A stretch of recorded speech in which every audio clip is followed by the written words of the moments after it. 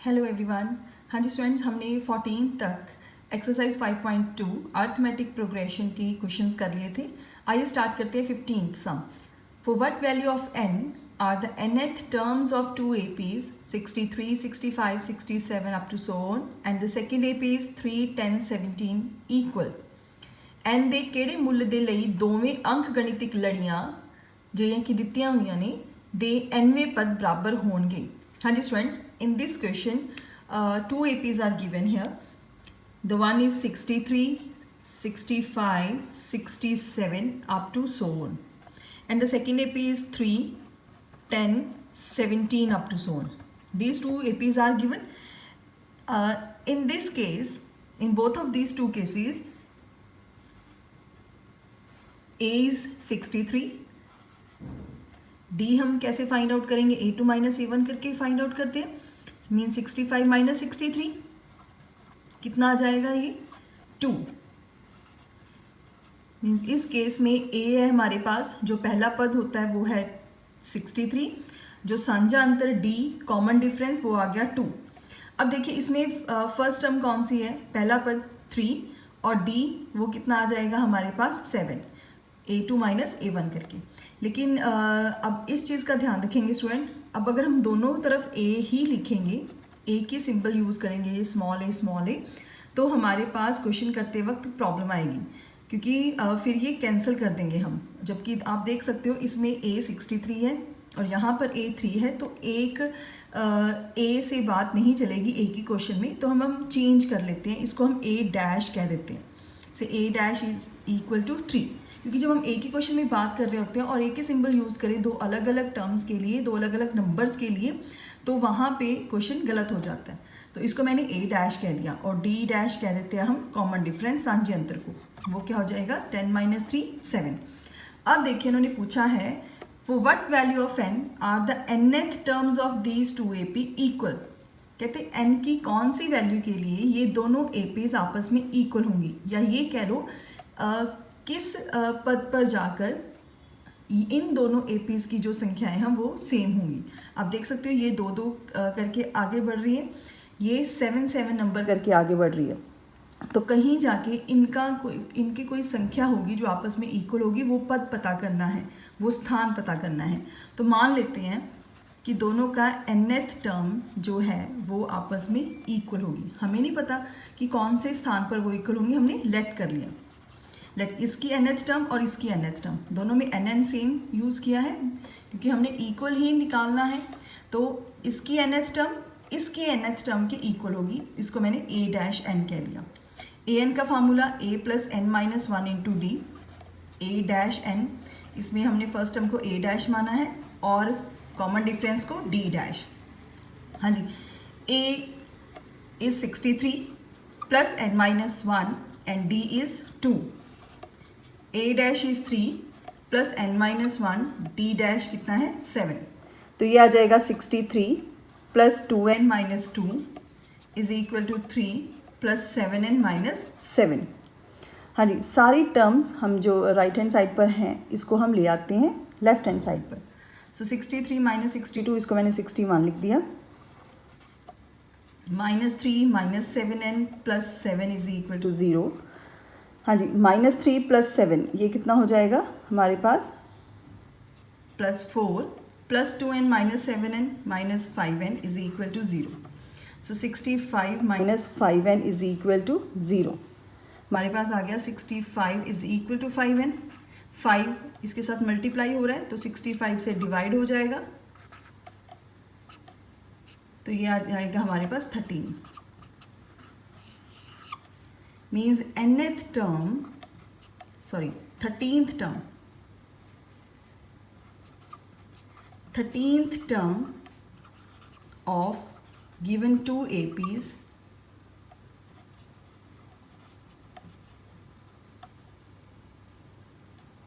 equal means दोनों AP दी 13th term 13वां पद आपस में बराबर है। ये दोनों APs की A13 मतलब 13th टर्म अगर आप निकालोगे तो दोनों APs की ये क्या होगी? बराबर होगी। Next we have 16th question. Determine the AP whose third term is 16 and seventh term exceeds the fifth term by 12। ਉਹ AP ਪਤਾ ਕਰੋ ਜਿਸ ਦਾ ਤੀਜਾ ਪਦ 16 है ਅਤੇ सतवां पद पंजवें पद नालों 12 ਵੱਧ है। हाँ जी, अब इस क्वेश्चन में हमने AP पता करनी है, मीन्स A1, A2, A3 ऐसा कुछ। तो उसके लिए हमें दो चीज़ें चाहिए होती हैं, the first term and the common difference. Means हमें एक चाहिए पहला पद A जिसको A1 भी कह देते हैं और D सान्जांतर। तो देखिए वो कैसे फाइंड आउट होगा। इसमें थर्ड टर्म दी हुई है 16, तो हम लिख देते हैं A3 is equal to 16, this is given. एक और कंडीशन गिवन है कि सतवां पद पंजवें पद नालों 12 ਵੱਧ है। सेवन्थ टर्म ऐसे लिखी जाएगी, दिस इज एक्सीड्स ज़्यादा है फिफ्थ टर्म से, कितनी ज़्यादा, 12 ज़्यादा, तो ऐसे लिखेंगे। Mean seventh term fifth term से 12 ज़्यादा है, ज़्यादा मतलब प्लस करते होते हैं। हाँ जी, अब इन दोनों की हेल्प से अब हम निकालेंगे A और D। हाँ जी, A3 को लिख सकते हैं हम A + 2D according to the formula, या हमने सबसे पहली एक्सरसाइज में इसको डिस्कस किया था कि कैसे बनता है A3। और A7 को क्या लिखेंगे हम, A + 6D, A5 को A + 4D + 12, ये plus A cancel, 6D - 4D this is equal to 12, 2D is equal to 12, तो D देखिए कितना आ गया 12/2, ये आ गया हमारे पास 6, so D is equal to 6, right? Now put the value of D in this equation. D is 6, 6 into 2 12, 16 - 12, A कितना आ गया हमारे पास 4।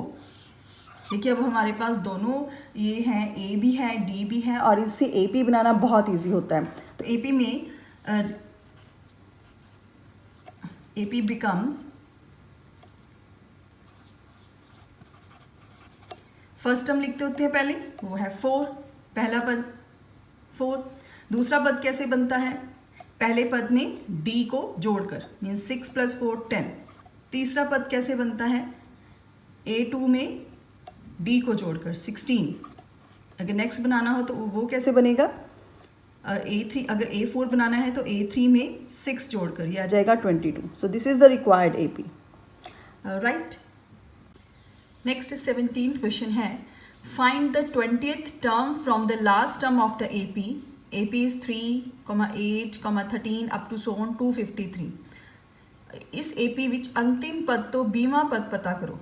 हाँ जी स्टूडेंट, ये हमें AP दी हुई है, इसका पीछे से 20th पद पता करना है, 20th टर्म पता करनी है। हमारे पास जो फार्मूला है AN का, AN is equal to A + n - 1 into D, ये वाला फार्मूला है। ये फार्मूला तभी अप्लाई करते हैं अगर हमें स्टार्टिंग से AP पता करनी हो, कोई टर्म पता करनी हो। अब यहाँ से तो हमने पीछे से कोई टर्म पता करनी है, वो भी 20th, तो वहाँ पर हम डायरेक्ट ये फार्मूला नहीं लगाएंगे। तो देखिए इसके लिए मैंने क्या किया, मुझे पता है इस AP के अकॉर्डिंग A कितना है 3, D कितना है 5, 8 - 3 5। तो हम क्या करते हैं, इस AP को पीछे से लिखते हैं, मीन्स AP नू उल्ट क्रम विच लिखण ते।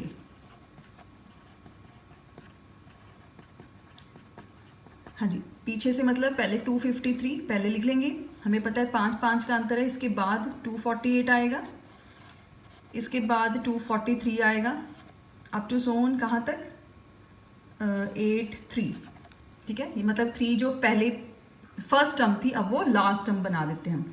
इससे क्या होगा कि इस AP को उल्टा दिया, हमारे पास ऐसी AP आ गई। अब यहाँ से स्टार्टिंग से हम 20th टर्म पता कर लेते हैं। अब इसमें A क्या है 253, यहाँ पर A लिखने की ज़रूरत नहीं है स्टूडेंट्स, तो हम इसको छोड़ भी सकते हैं। A इज़ 253, D देखिए ध्यान से, हम क्या करते होते A2 - A1, 248 - 253, अब क्या आ जाएगा -5।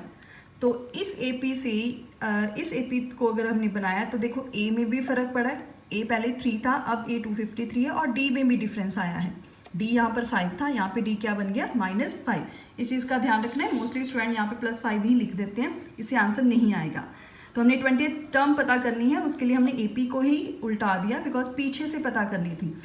अब देखो 20th टर्म पता करने के लिए हमारे पास ये फार्मूला है a + n - 1 into D, means n को हम 20 पुट कर देंगे, a इज़ 253, n कितना है 20 - 1 इंटू डी, डी इज़ -5, दो साइन इकट्ठे हो गए तो ब्रैकेट लगाएंगे, 253 + 19 इंटू -5, 19 इंटू -5 कितना हो गया, ये हो जाएगा -95, सो 253 - 95 this is 158, means 20th term इस AP की पीछे से कितनी है वो 158।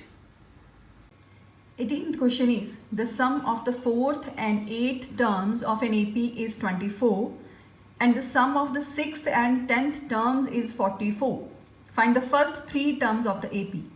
किसी AP ਦੇ ਚੌਥੇ ਅਤੇ 8ਵੇਂ ਪਦਾਂ ਦਾ ਜੋੜ 24 ਹੈ ਅਤੇ 6ਵੇਂ ਤੇ 10ਵੇਂ ਪਦਾਂ ਦਾ ਜੋੜ 44 ਹੈ। ਇਸ AP ਦੇ ਪਹਿਲੇ 3 ਪਦ ਪਤਾ ਕਰੋ। ਹਾਂਜੀ, कोई भी AP पता करनी है या कोई भी टर्म पता करनी है then we need two terms, the one is first term, second is common difference, means हमें A और D चाहिए, पहला पद और साझा अंतर। तो देखिए इसके लिए दिया हुआ है हमें काफ़ी कुछ।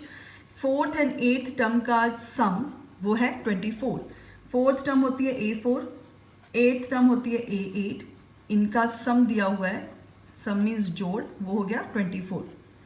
6th और 10th टर्म का सम दिया हुआ है 44, मीन्स 6वां पद प्लस 10वां पद, this is equal to addition of these two term is 44। हाँ जी, इन दोनों को सॉल्व करेंगे, सॉल्व करने के बाद हम A और D फाइंड आउट करेंगे। A4 को लिख सकते हैं हम A + 3D, A8 को लिख सकते हैं A + 7D, this is equal to 24। A + A 2A, 3D + 7D 10D, ये आ गया हमारे पास। आप देख सकते हो यहाँ पर A कॉमन निकल रहा है, A + 5D रह जाएगा। नेक्स्ट स्टेप में 2 जो मल्टीप्लाई हो रहा है इसको 24 से डिवाइड कर देंगे, 24/2 कितना आ जाएगा ये 12, तो हमारे पास ये एक इक्वेशन आ गई। सिमिलरली इसको सॉल्व करेंगे हम, this is A + 5D, A10 क्या बनेगा A + 9D is equal to 44, A + A 2A, 5D + 9D 14D is equal to 44, take 2 common, 2 साझा निकल रहा है, ऐसा कुछ आ जाएगा। 2 को 44 से डिवाइड करेंगे बिकॉज यहाँ पर 2 मल्टीप्लाई हो रहा है तो उधर जाके डिवाइड हो जाएगा, ये आ जाएगा 22। अब इन दोनों इक्वेशंस को हम सॉल्व करेंगे बाय एलिमिनेशन, जिसको हम विलोपन विधि कहते हैं। उसके लिए हमें सबसे पहले क्या चाहिए, जैसे A और D की वैल्यू निकालनी है हमने यहाँ पर, A का गुणांक जो है कॉफिशिएंट वो सेम होना चाहिए, तो सेम है 1 1 है, तो सिंपल हम साइन चेंज करेंगे, प्लस है तो माइनस, प्लस है तो माइनस, प्लस है तो minus, plus A minus A cancel, plus 5D - 7D - 2D, प्लस 12 - 22, यह आ जाएगा -10, D is equal to -10/- 2 cancel, तो D कितना आ गया हमारे पास, Therefore D is equal to 5। अब इस D की वैल्यू को या तो इस इक्वेशन में या इस इक्वेशन में पुट कर दो। हम फर्स्ट में पुट करते हैं, A + 5D is equal to 12। आप यहाँ पे लिख सकते हो put the value of D in first equation, इसको 1 मार्क करके। हाँ जी, D इज 5, सो 5 × 5 हो जाएगा ये 5D, इन दोनों में मल्टीप्लाई है। A + 25 is equal to 12, means A is equal to 12 - 25, ये होगा 12 - 25, ये कितना आ जाएगा हमारे पास -13। अब देखिए हमारे पास A है -13, D है 5, हमने AP के पहले 3 पद पता करने हैं, सो हम लिख लेते हैं रिक्वायर्ड AP या लोड़िंदी AP, A1 A2 A3 ये पता करना है हमने। A1 को A कहते हैं, दैट इज -13। A2 कैसे मिलता है हमारे पास, इसके पिछले पद में साझा अंतर को जोड़ के, मीन्स A2 हमारे पास कितना आ जाएगा -13 + 5 -8। A3 कैसे मिलेगा, A2 में साझा अंतर को जोड़ के, मीन्स -8 + 5 -3। तो ये हमारे पास पहले 3 पद आ गए इस AP के। 19th क्वेश्चन, सुभा राव ने 1995 ਵਿੱਚ 5000 रुपये प्रति महीना तनख्वाह ਤੇ ਕੰਮ ਸ਼ੁਰੂ ਕੀਤਾ ਅਤੇ ਹਰੇਕ ਸਾਲ 200 रुपये ਦਾ ਸਾਲਾਨਾ ਵਾਧਾ ਪ੍ਰਾਪਤ ਕੀਤਾ। ਕਿਹੜੇ साल उसकी तनख्वाह 7000 रुपये हो जाएगी। हाँ जी, इंग्लिश में भी इसकी स्टेटमेंट हम पढ़ लेते हैं। Subha Rao started work in 1995 at an annual salary of ₹5000 and received an increment of ₹200 each year. In which year did his income reach ₹7000? हाँ जी स्टूडेंट, ये कुछ इस तरह के क्वेश्चंस हैं जो आप कॉम्पिटिटिव एग्जाम में भी देखोगे। ये क्वेश्चंस को, इन क्वेश्चन को देखकर हमें नहीं पता लग रहा कि ये AP से होने वाला है, क्योंकि हम क्या करने लग जाते हैं, इसको ऐड ऑन करने लग जाते हैं, जोड़ने लग जाते हैं कि अगर 1995 में 5000 रुपये उसकी सैलरी थी, हर साल 2000 इंक्रीज़ हुई है, तो 1996 में 5200 होगी, 1997 में 5400 होगी, ऐसे करके 7000 तक पहुंचेंगे। और ये वाला क्वेश्चन बहुत टाइम ले लेगा इस तरह से। अगर मैं इसको AP से करूँगी तो आप देखोगे बहुत ही ईजी है और बहुत जल्दी से क्वेश्चन हो जाता है। तो देखिए कैसे करेंगे। 1995 में सुभा राव की जो सैलरी थी, इनकम थी, वो 5000 थी। सैलरी थी उसकी 1995 में 5000।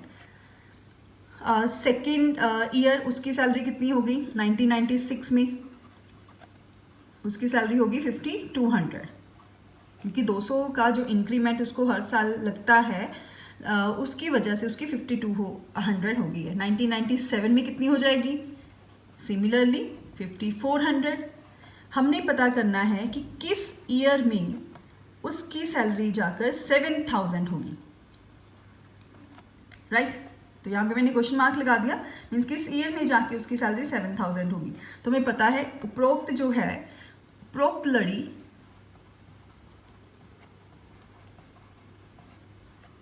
AP है, या आप लिख सकते हो अंकगणितिक लड़ी है, क्योंकि मुझे पता है कि यहाँ पे जो अंतर है वो सभी में 200 का है।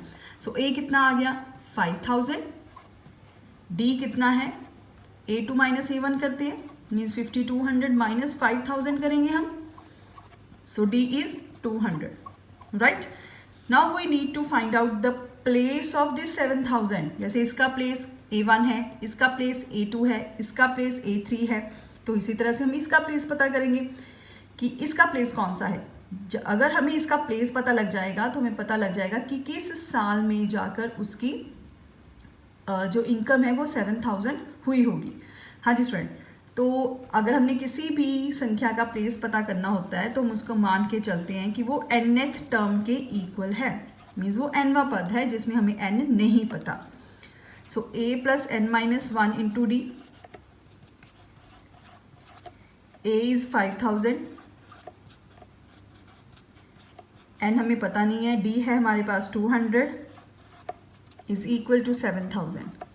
हाँ जी, सबसे पहले हमने 5000 को शिफ्ट किया राइट हैंड साइड, ये आ जाएगा 7000 - 5000,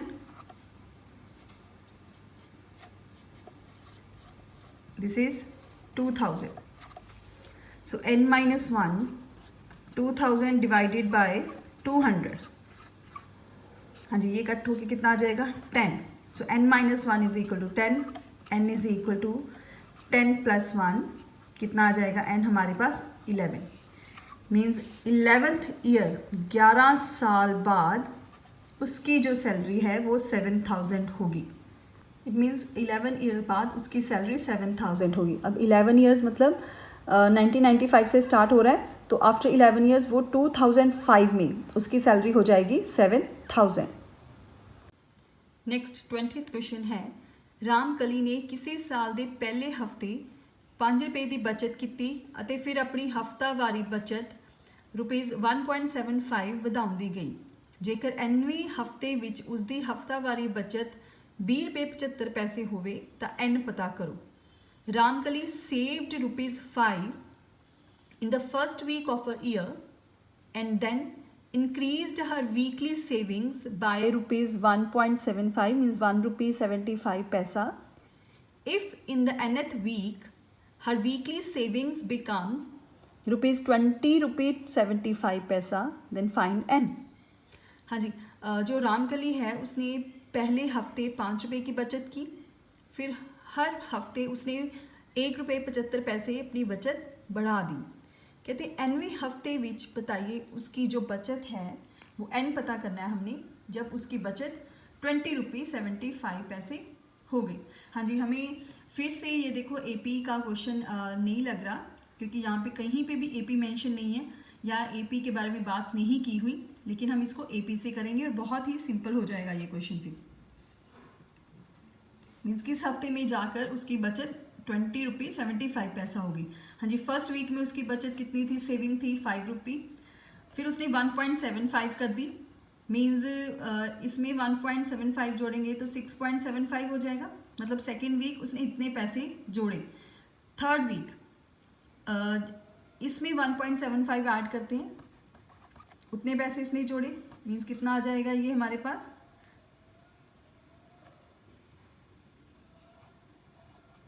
मीन्स 8.50, 8 रुपये 50 पैसा, अप टू सो ऑन।